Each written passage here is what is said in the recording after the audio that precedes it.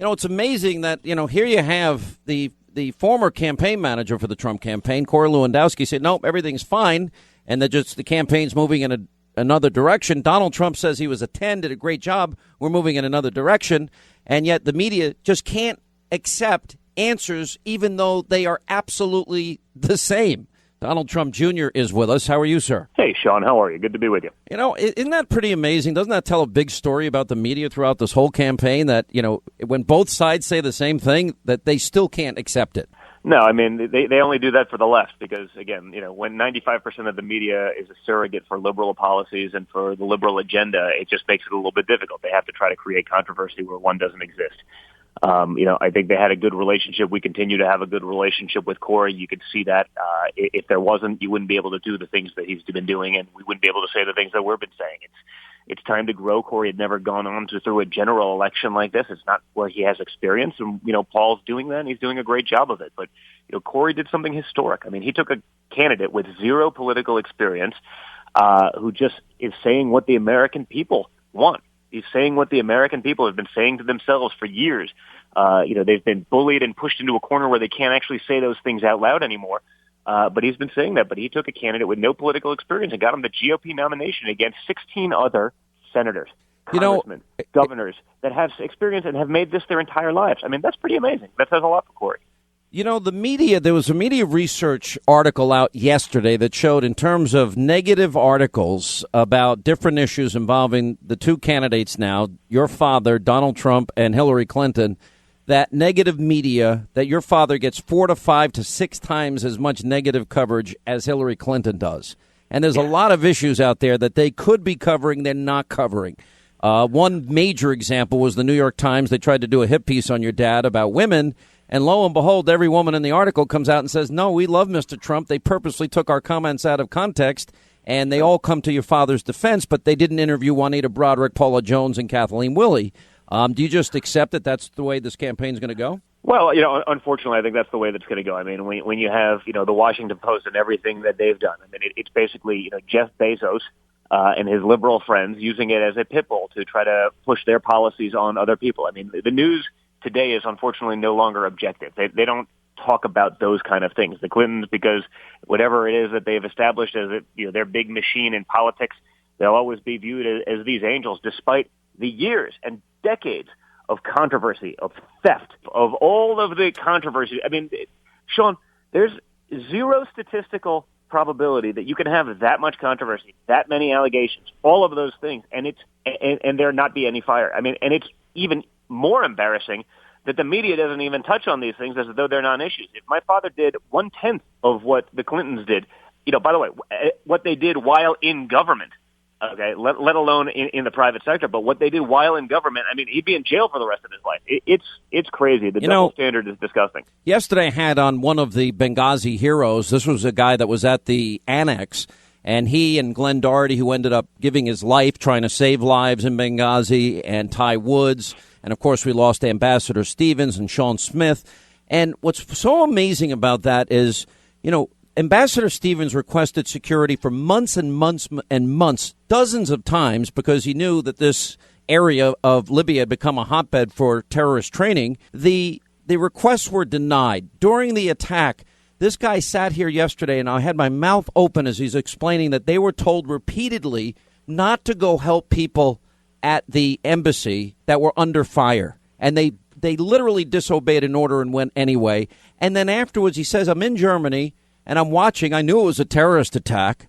And I'm watching Hillary and Obama lie to the American people and say that it was a spontaneous demonstration gone awry because of a YouTube video, as though the demonstrators had an RPG in their back pocket. And still today they don't even have that tied up, and we still don't even have a full, complete report on it. By the way, while she's simultaneously emailing her family saying, of course it's a terrorist attack. Yeah. I mean, those are the kind of lies. I mean, this administration can't even tell the American people the truth. It's no different than the FBI editing the transcripts from the Orlando shooting. I mean, what, we're not big enough? We're not big kids enough that we can't read about? I mean, everyone knows it's radical Islam. They can't even say it. I mean, this administration, whether it be Obama as president or Hillary Clinton as secretary of state, they've been a better administration for the people who hate us, for the people that would love to see us wiped off the face of the earth, than to actually serve the people who they're supposed to be serving. When I wake up in the morning, there's days I feel like I'm taking crazy pills with the responses that we're getting. I mean, they're treating the American people like they're a bunch of dummies, like they're a bunch of 2-year-olds, and the lies have to stop. I don't believe for a minute, as they gave us the, quote, translation from the Arabic, that he said God. I guarantee you if they released the tape, he said Allah.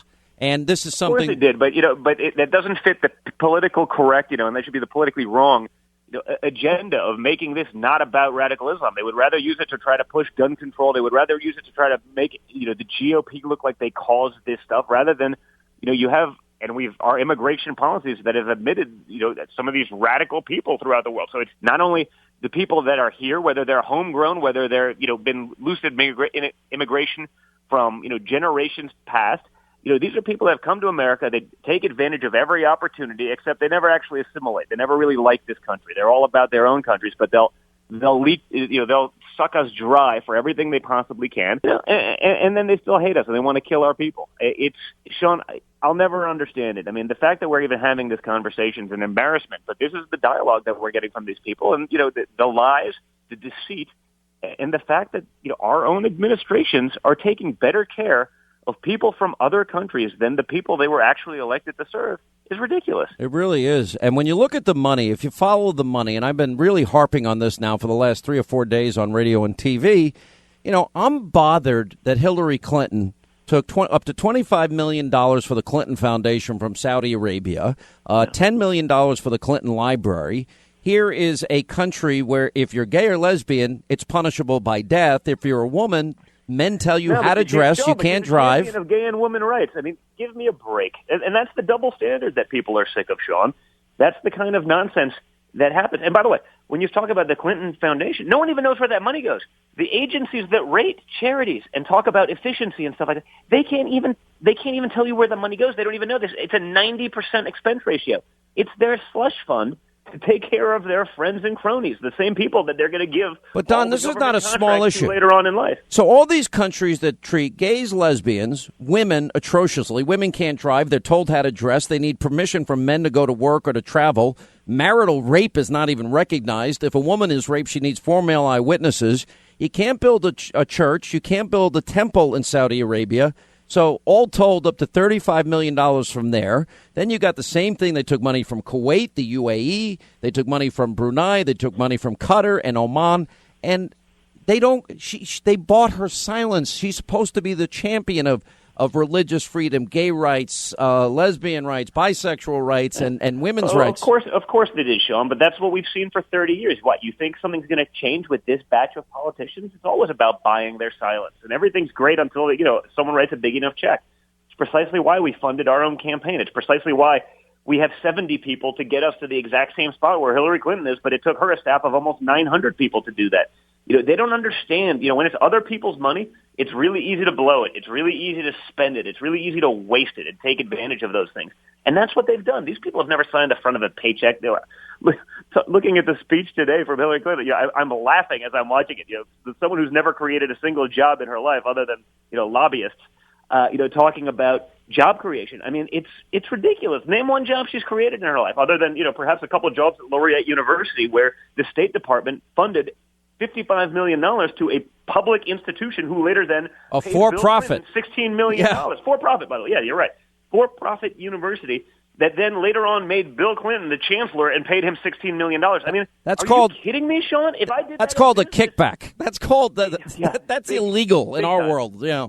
I got to ask you a tough question here, and I know this is probably really sensitive, but your father had this guy in, Vegas, who's facing charges now for attempting to grab a police officer's gun, allegedly said he wanted to shoot your dad. We now have new information out there that, in fact, and this has now been reported in the court documents in the case, that he was in the country illegally, had overstayed a UK visa, and wanted to assassinate your father. Big surprise. Big shock, right? Are you at all surprised? I mean, that's the problem, I'm not. Sean. That, hey, I'm the son of an immigrant. My father's the son of an immigrant. There's nothing wrong with immigration, but people come into this country, they take advantage of every system we do because we're schmucks. The only people we don't take care of are the good people that serve this country, like our vets.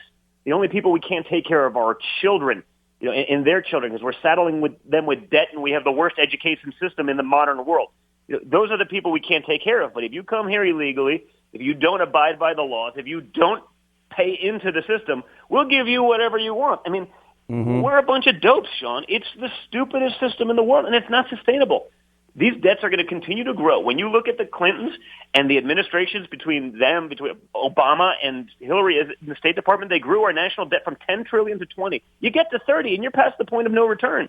Another 8 years of this stuff, and you see it. That's why they needed $250 million to get to the same spot as my father is with 50. I mean, that is a very big story, because you think, look at all the money that Jeb Bush blew through going head to head with your dad. Jeb took 150 the last 3 months and not win a single primary. It doesn't. That's the problem with government, Sean. There's no discipline because they don't need to have discipline because you're playing with funny money. It's other people's money. What difference does it make? It's so different. We'll raise taxes, or we'll create more loopholes that people have to jump through to create fake revenue. Those are the things. I mean, and those are the things that Hillary's saying. Hey, well, Trump wants to loosen some of these systems and let people do business. Companies are going bankrupt because they have to spend 5 days of the year just getting their taxes done because it's so complicated. Let me ask you this, because the filing fees and the admin and the nonsense that everyone has to go through as small business. That doesn't affect the big guys that they're claiming to try to attack. I'm running out of time, Don. That drives out small business, and that drives business into bankruptcy. You're as passionate as your dad. Here's your dad's agenda to me. He's going to secure the border, meaning that Americans won't have to compete and drive down wages, and it'll be good for our national security. He said repeatedly to me in interviews he's going to appoint conservative justices. He's going to balance the budget. He's going to replace Obamacare with health savings accounts. He wants to be energy independent in 4 years. He's going to send education back to the states. He's going to fix the VA, build up our military as a deterrent. Is there any of that is not doable? Because it's basic, simple, but it would be have a positive, profound impact on the country. You get the last 30 seconds.